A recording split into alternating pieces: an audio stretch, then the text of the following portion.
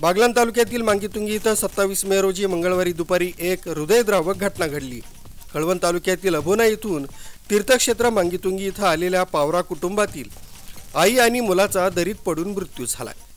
मूळ शिरपूरचे रहिवासी असलेले पावरा कुटुंब उन्हाळी सुट्टीनिमित्त आपल्या मुलांसह पर्यटनासाठी मांगीतुंगी इथं आले होते। मांगीतुंगी येथील सुनील पावरा यांची पत्नी गीता आणि राजवीर पावरा यांच्या 2 मुलांसह डोंगराच्या पायऱ्या चढू लागले। हलक्या पावसामुळे पायऱ्या ओल्या होत्या। 4 वाजेच्या सुमारास पायऱ्या चढत असताना पायऱ्यांवर पाणी असल्यानं 5 वर्षीय राजवीर पावरा यानं त्याचे बूट काढले। चालत असताना त्याचा पाय घसरला। राजवीरचा पाय घसरल्यानं त्याची आई गीता पावरा त्याला वाचवण्यासाठी गेली असता आई आणि मूल दोघंही दरीत पडले। डोक्याला गंभीर दुखापत झाल्यानं दोघांचाही जागीच मृत्यू झाला। यावेळी ग्रामस्थ आणि पर्यटकांनी जायखेडा पोलिसांना फोन केला।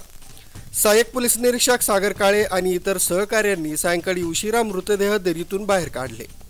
नामपूरच्या ग्रामीण रुग्णालयात दोन्ही मृतदेहांचं पोस्टमॉर्टम करण्यात आलं। या घटनेमुळे परिसरात हळहळ व्यक्त होते। पांडुरंग भांगरेसह मलिक शेख, बागलाण।